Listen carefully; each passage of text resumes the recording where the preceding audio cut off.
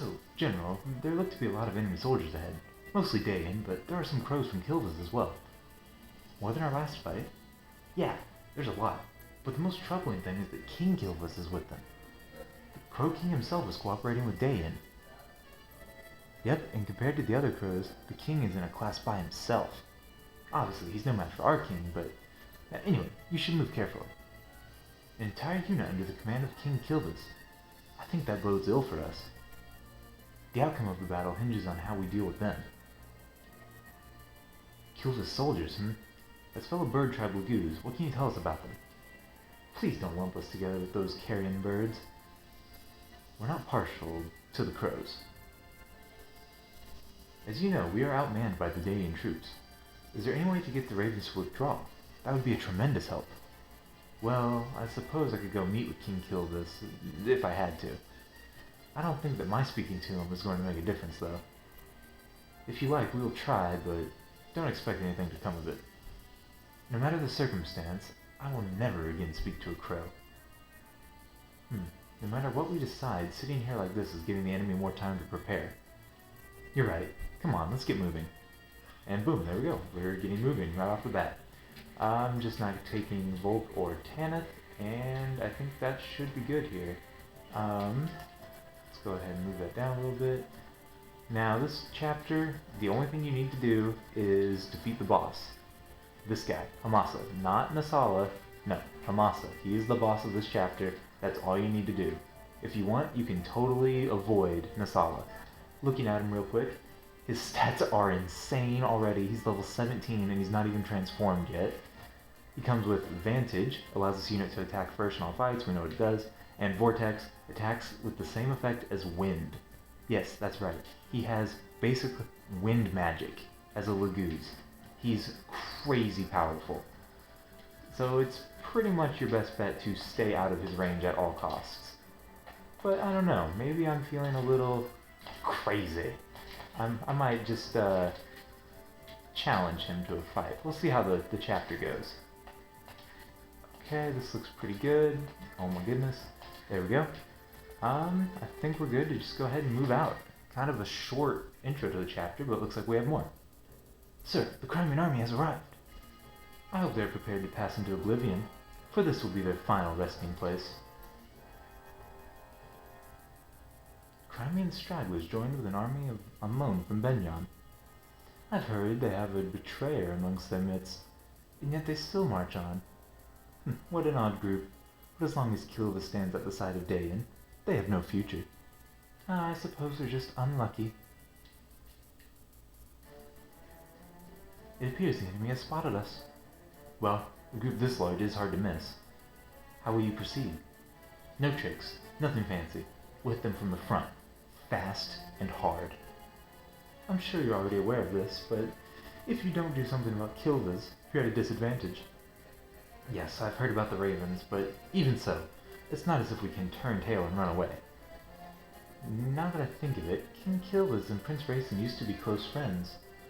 Did you ask him to speak to the king? He was most emphatic in his refusal.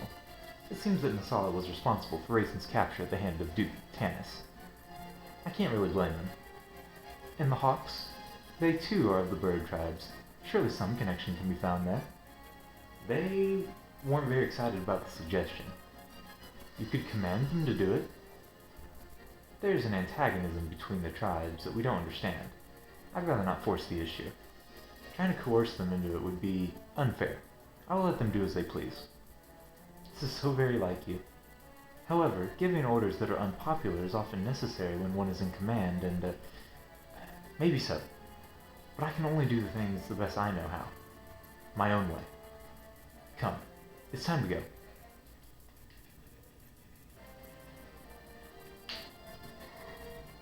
Player phase, there we go. I love how on the start of every chapter we're just going to have Janeth like, caw, really loudly at the middle of that jingle. It's so cool. Another thing of note in this chapter is that there are 3 ballista sprinkled throughout the map here. Normally, these do a ton of damage to flying units, but I gave that full guard to Janeth, so he is totally fine and he can run in their range without any repercussions whatsoever. So I'm just going to go ahead and move him into the range and pretty much start moving everyone else up as well. I don't need that Armor Slayer equipped on Mia, so just going to move her up, and pretty much everyone goes single file, like in the last chapter. And here we go. No, I don't want Rolfie that high up. Let's move him about there, protect him with Oscar, get that bond boost, why not? Get the support boost there with Soren, and starting about now, from this chapter on, I'm going to be really using the supports, like I said. I've already looked at my supports, and I've come up with two pretty good little armies, like basically dividing my army in half, and those will be my two main forces from here on out. Maybe not as much in this chapter, because this chapter's really, really short. You could probably beat it in 4 or 5 turns, but in future chapters for sure, whenever I have to split my army up, I'll split them up into the supports that make sense.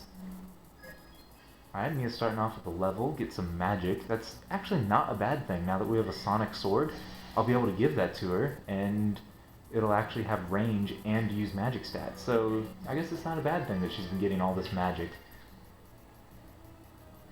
Well, she kind of owned that warrior there.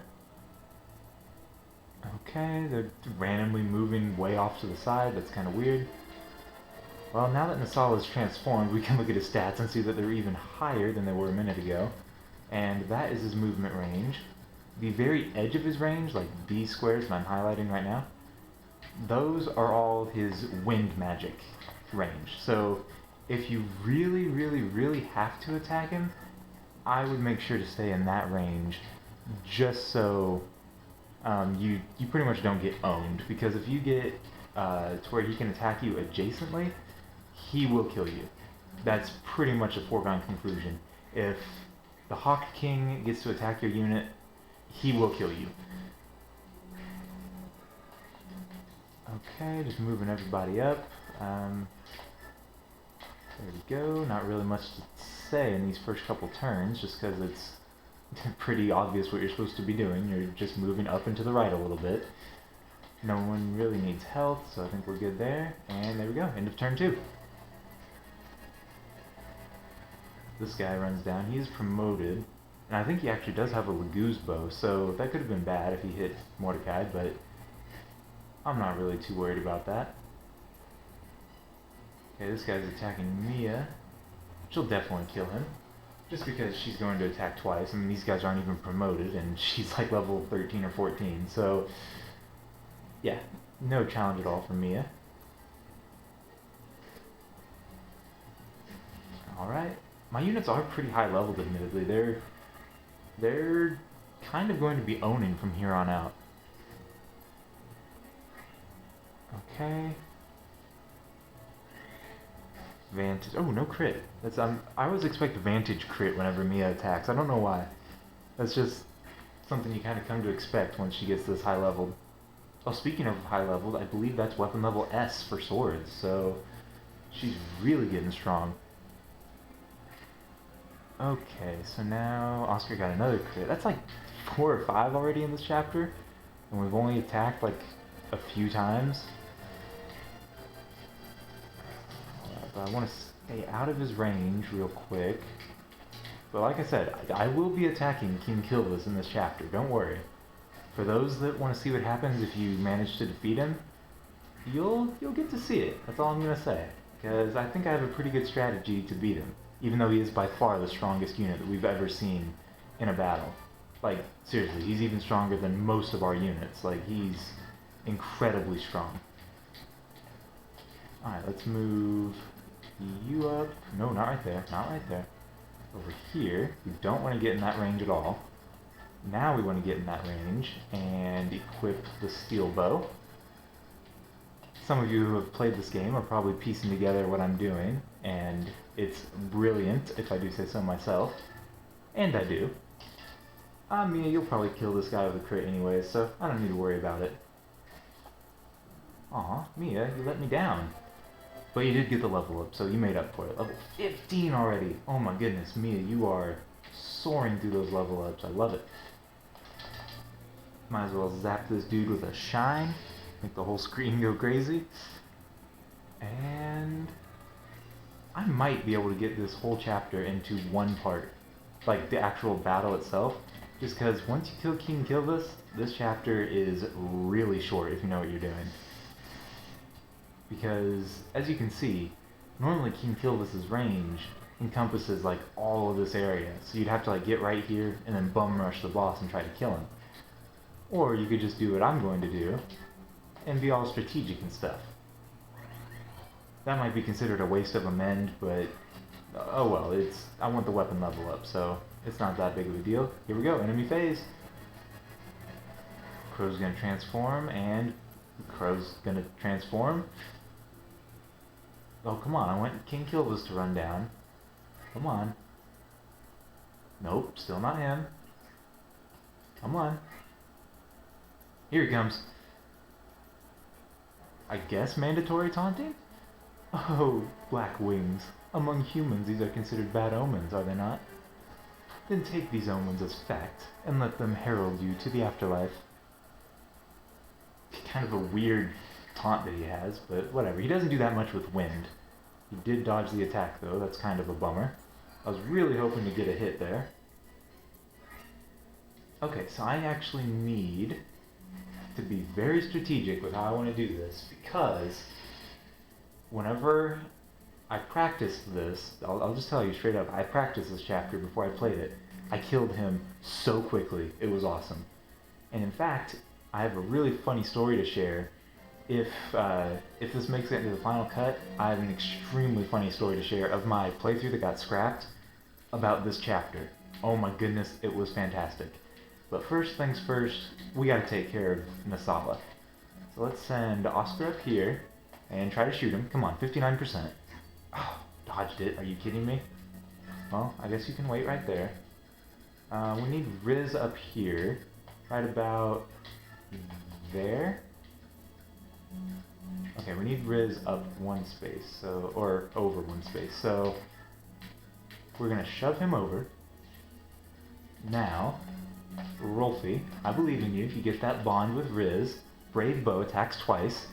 Just hit like one, maybe two would be good. Okay, good. He hit both. Gets that level up. Wow, okay, not a great level up. Now, Boyd, you're gonna do something pretty epic. You'll see that the three brothers are in a triangle around the enemy and all using bows. Let's do it. Let's do it! Triangle attack! Guaranteed critical hit. Every single time, no matter what. No, this cannot be. Is this my fate? What if Kilvis? Yep, we just killed the Hawk King. Or the Hawk King. The Crow King. We did not kill Tabarn. My bad, Tabarn. You're my buddy. We killed Nasala. Sorry to accidentally say he was you. Ugh, I was careless, and you're better than expected. To me, my brethren, we leave at once. Okay, yeah, we didn't actually kill him, but now, once you kill, quote-unquote kill, Nasala, all of his ravens turn into other units. Seriously, every single one of them. And now, if they escape, you get bonus experience for every single one that escapes. So it's pretty good. And let's see here. How could I finish this chapter in style? Let's Mordecai, with more mandatory taunting. I've fought many of your kind before, and I know all of your techniques. Will you challenge me even so? Yeah, we will, because we're thinking Mordecai, as he unleashes an adept on us. That could have been bad. But, let's see here. How do we finish a boss again? Oh yes, that's right. Your sword is lightning? Well, Ilyena's lightning. The shame. Yeah, the shame.